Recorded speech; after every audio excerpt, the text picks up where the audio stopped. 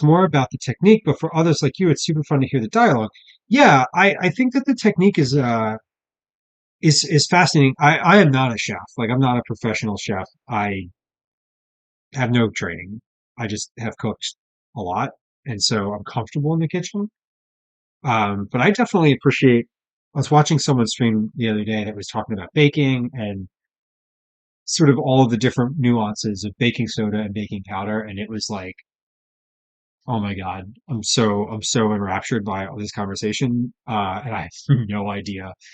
I'm like, this is so deep for me. You're very professional. Dialogue and technique. We call that the work and the lurk. Your technique is solid. The work and lurk. Yeah. You know, I definitely, I feel, it's interesting. I feel like when you have a channel or you're watching somebody and there's like three people watching, right? Like, and they're doing great and it's engaging. I just like, I want to chat sometimes. And then sometimes I just like kind of want to just hear what's happening. Um, I lurk a lot while I'm working for sure at least recently.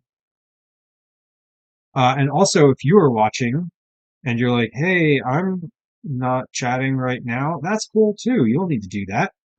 We're just talking about how we do that and how we do lurk and how it's totally okay. Uh, this channel is up on the internet live for anyone to watch, and I'm happy to have you here in silent solidarity. Thanks for joining. All right, three more to go. Three more to go. Love Alton Alton Brown. We just love to cook.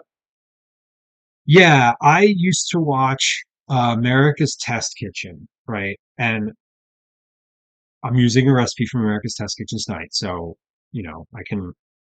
It's fussy and whatever, but yeah, I loved watching that for that sort of like precision. Here's like a really detailed explanation of exactly why this thing works. Like, let's get into it. Um, And I also like I'll watch that and be like, man, I just don't know anything. I feel bad about it sometimes.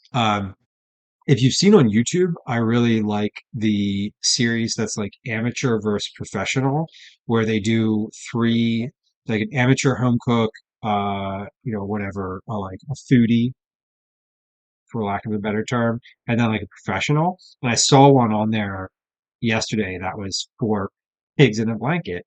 I did not watch it because this was at like 1 o'clock in the morning, and I was just totally zonked and tired.